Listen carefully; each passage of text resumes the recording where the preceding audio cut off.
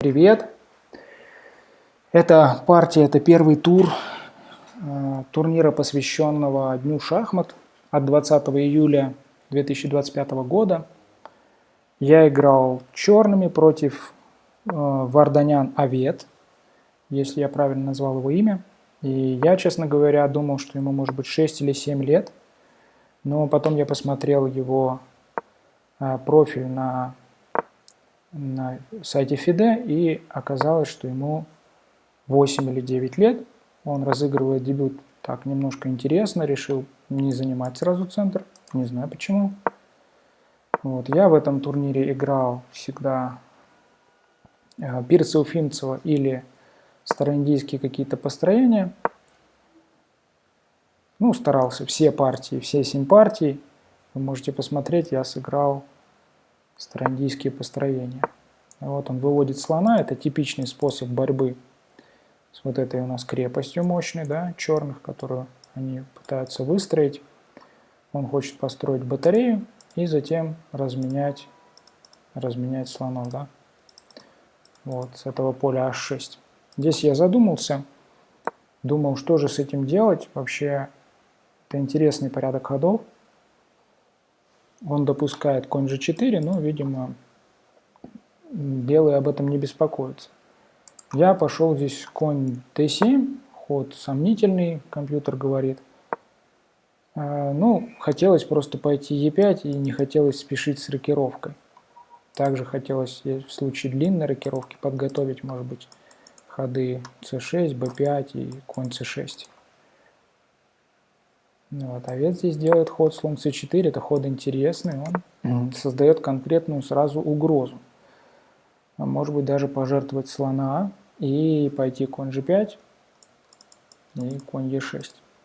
Ну, если, например, какую-то глупость сделают черные, то может последовать вполне себе вот такая история. Вот. Но я решил глупости не делать и пошел, сделал рокировку. Мой противник тоже сделал рокировку. Я пошел c6.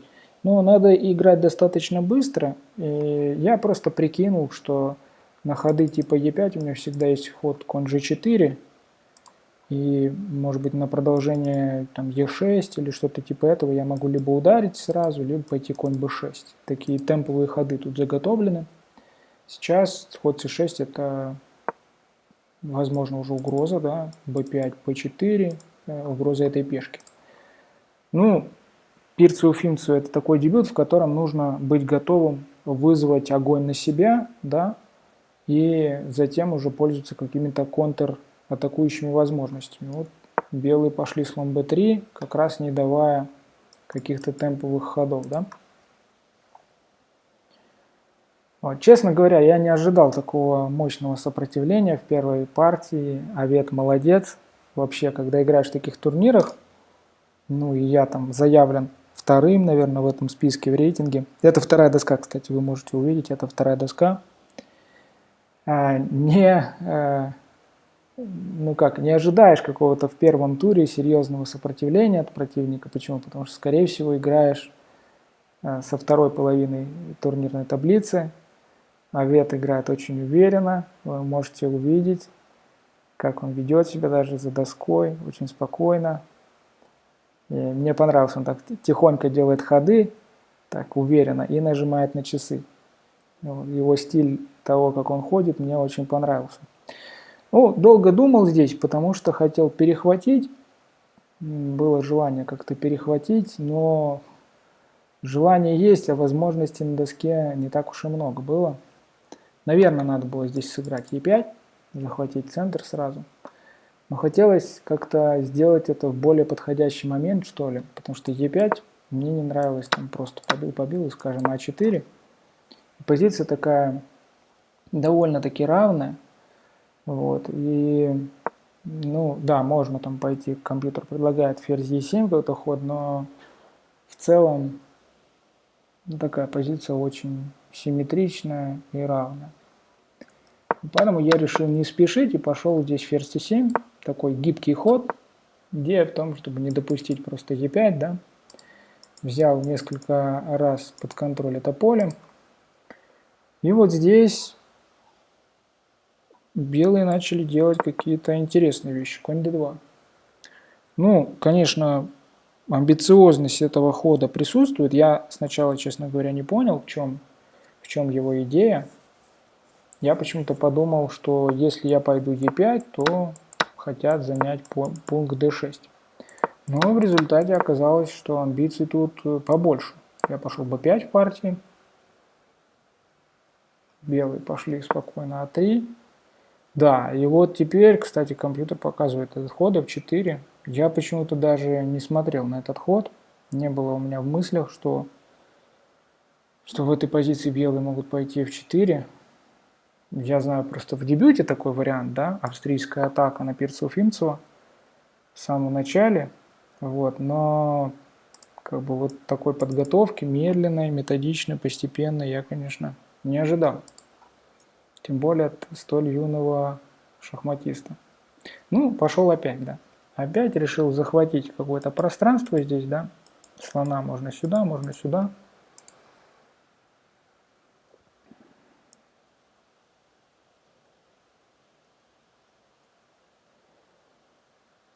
Ну, тут я думал, ну, в итоге, по-моему, так и сыграл в 4, насколько я помню. Вот, ну, оценка позиции, в общем-то, черные получили свою игру какую-то, да. Вот он двинул так аккуратненько f4, двинул аккуратно, но настрой и ожидания очень боевые. Что может угрожать сейчас? Угрожать может e5. Ну, это и раньше угрожало, поэтому как-то мы с этим жили, да. Сейчас это может быть более сильная угроза, e5, e6 там, или f5 может даже. Я спокойно пошел конь b6. Идея в том, чтобы отреагировать на этот ход конь g4. Не знаю, заметил ли это мой противник или нет. Ну, конечно, я хочу там пойти, может, b4 даже тоже. Вот, но почему-то он эту угрозу не учел. Решил ее как бы игнорировать. Вот, пошел в этой позиции e5 он. Ну вот, не может решиться, думает, ну, сейчас он сделает этот ход с нападением на коня. Наверное, не стоило игнорировать эту угрозу, стоило пойти все-таки h3. Пошел e5. Ну, так как я этот ход заготовил, я сразу ответил конь g4. Вообще это хороший принцип игры, ну такой навык хороший, когда вы играете особенно в быстрых контролях, да, думать за противника, за его время и как бы предвкушать или предполагать, прогнозировать, какой ход будет сделан противником. И если они совпадают, вы уже достаточно подумали над этим ходом, можно сделать ход сразу же. И вот такой стиль, я сталкивался с таким стилем игры, или с таким таймингом, да, ритмом игры. Это очень неприятный ритм, потому что ты вроде ожидаешь, что противник тоже будет думать, да, за свое время, будет тратить свое время, а он не думает и ходит сразу. Очень это неприятно.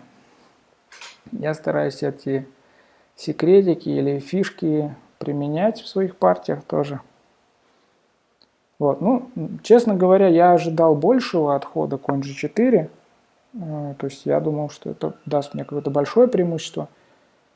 Ну, в итоге я просто отъел этого слона, и преимущество было небольшое. Можно понять почему. Потому что у белых много очень пространства. Вот здесь я уже думал, я не помню, что мне не нравилось, но после этого хода ферзь f3 я думал над тем, сразу ли пойти d5 и закрыть слона, или сначала съесть его слона. Наверное, все-таки лучше было сразу пойти d5. Вот. Через пару ходов я кое-что зевнул. Покажу вам, что я зевнул. Ну, Овет уверенно двигал. Не знаю, почему он не заметил этого хода. Ход Был очень логичный, простой.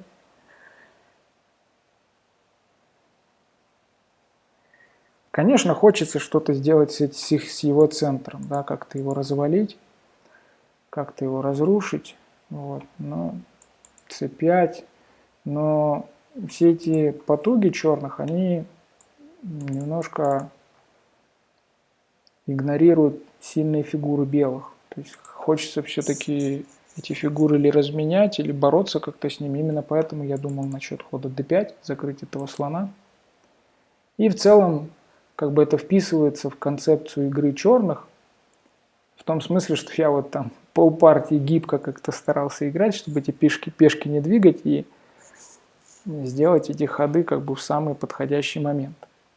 Закрыть позицию или там подорвать центр в самый подходящий момент. Ну, это вписывается на самом деле в концепцию, в принципе, защиты перца Уфимцева.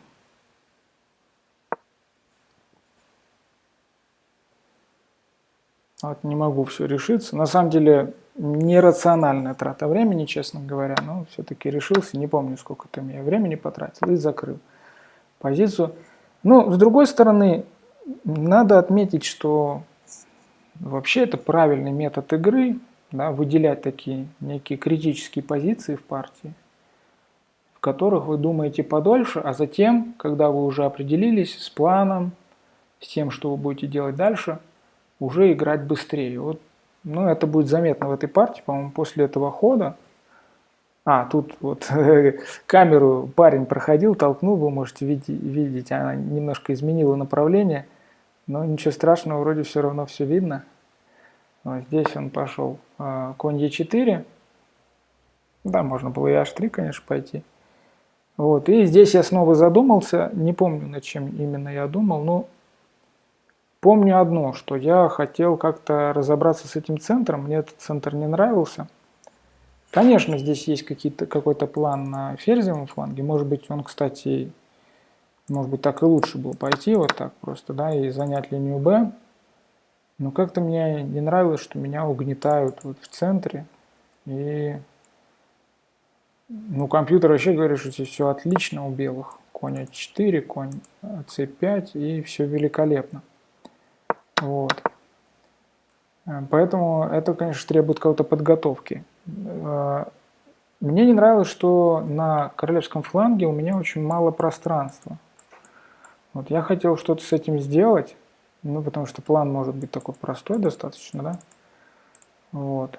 Но это тоже план, может быть, заслуживает внимания, да, продвижение пешек. Ну и, конечно, если брать какой-то идеальный план, то я думал о том, что можно как-то провести слон c2, вот, перевести слона в эту степь, но это очень долго. Это, конечно, требует большого времени. Сколько ходов? Раз, два, три. И надо учитывать, конечно, всегда возможность конь c4. Я могу запрыгнуть, когда у меня есть темповый ход. Вот думаю, продолжаю думать над этой позицией. Что-то мне тут не нравилось. Хотел наметить какую-то ясную стратегию, что я буду делать.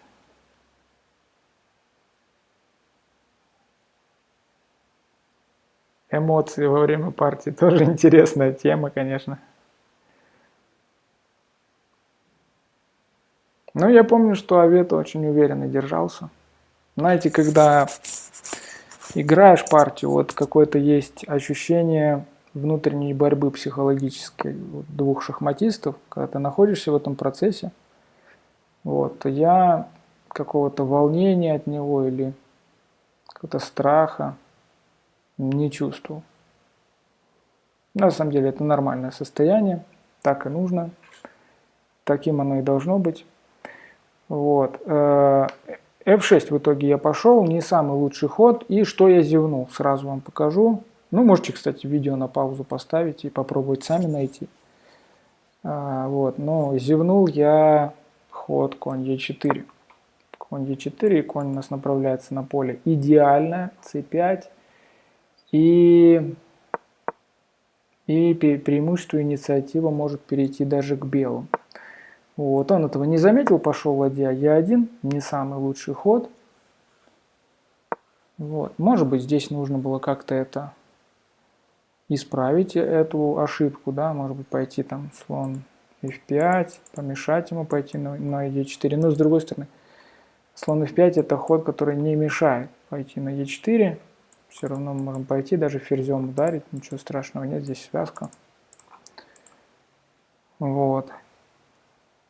Я пошел слон g4. Мне стали не нравиться его какие-то активные фигуры, я решил снять их с доски, ну, в частности, конь.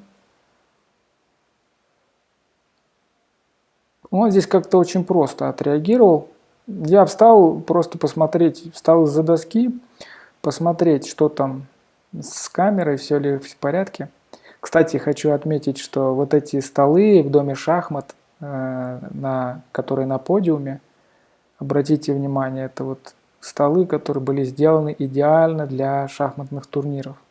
Там есть место, куда можно положить руки удобно, стулья, все. Доска, это не доска, которая лежит на столе, это как бы встроенная доска, вот этот стол очень хорошего качества. Замечательное место для игры, всем советую.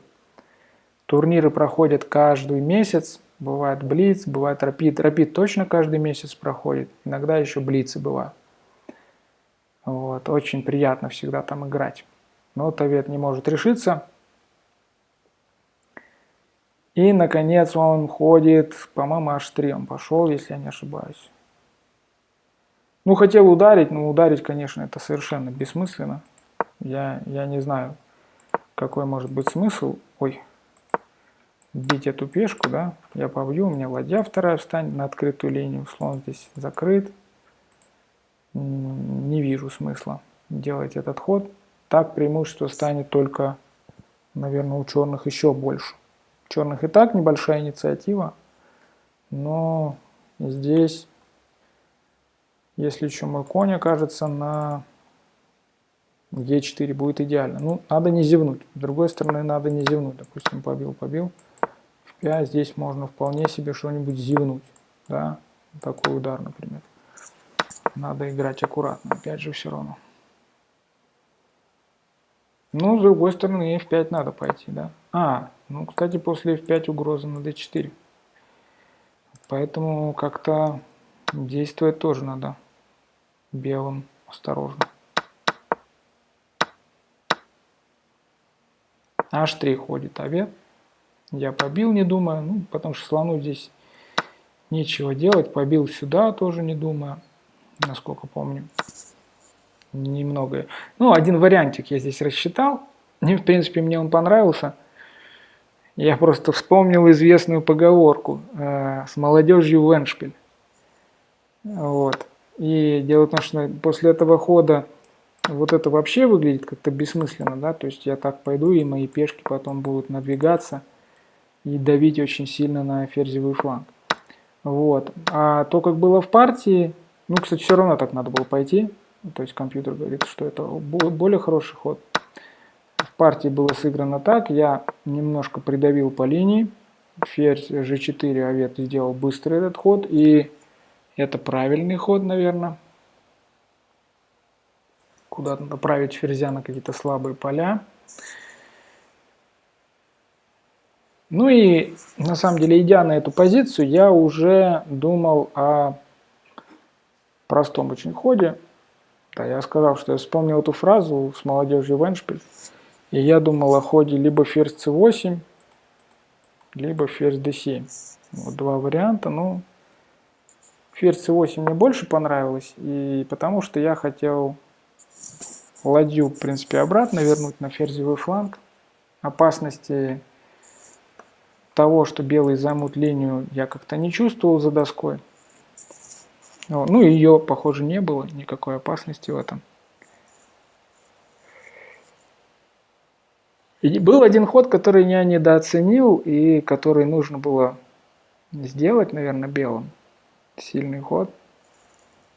В какой-то момент. Это был ход А4, чтобы прорезать эти пешки, как-то их заставить черных поставить их на черные поля.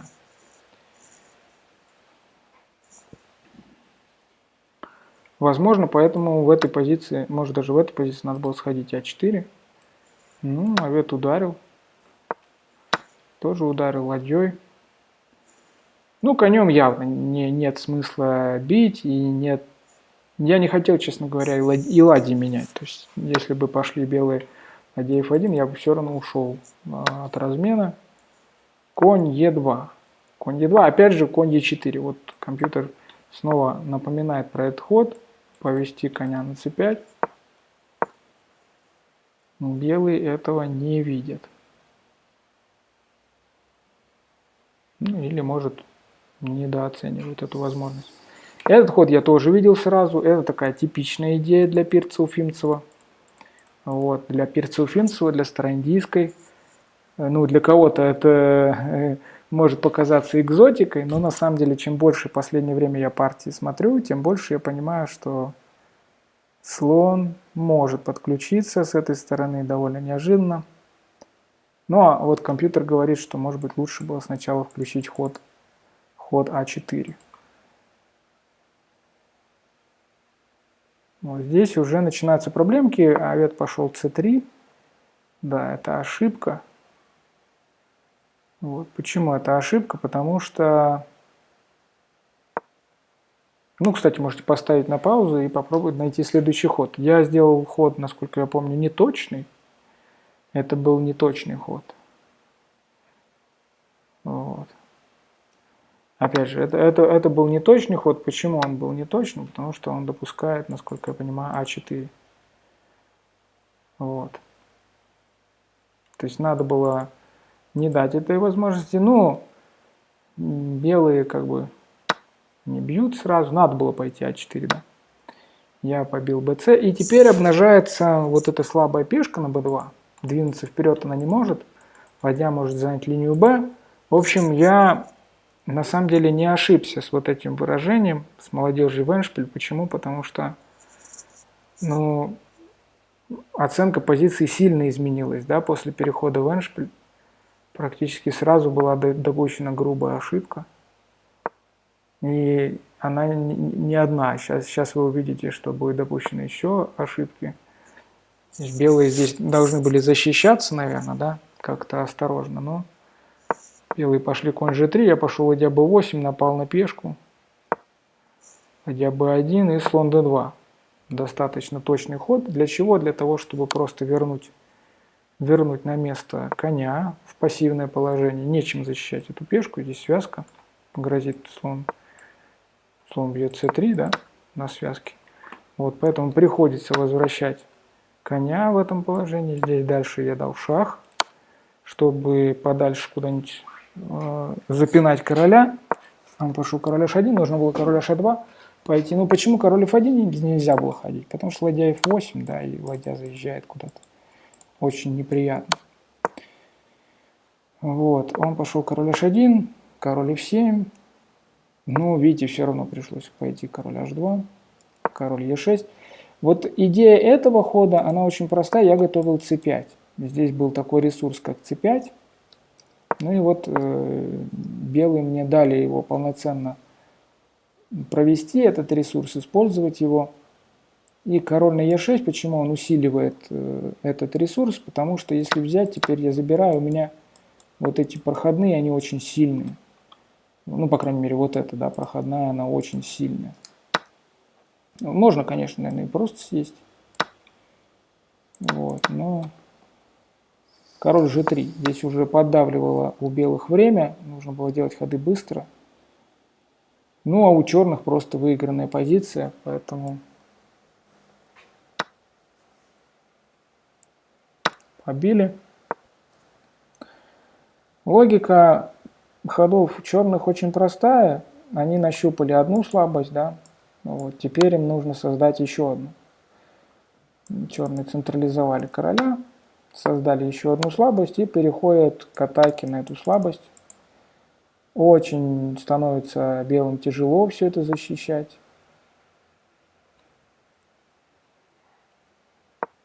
Ну, разменяли здесь слона на коня. И тут я быстренько заметил один моментик интересный, что можно поставить мат. Конечно, можно было сразу напасть, но h6 такой полезный ход во всех смыслах. То есть я хочу мат, h4. И, наконец, я выигрываю эту пешку. На самом деле пешка Е5 тоже падает. И позиция уже просто лишняя ладья. Ну, хочу отметить, что белые просто молодцы. Они боролись очень долго. b4, вот если вы обратите внимание на фон, то там уже многие закончили уже давно. Вот. А вет до сих пор борется. Ну, b4 это уже отчаяние, конечно, я забрал пешку. g5. Ну и в этот момент время упало просто у белых, и партия закончилась. Вот такая интересная партия. Надеюсь, было интересно послушать комментарии. Вот. Подписывайтесь. Буду стараться радовать вас таким контентом.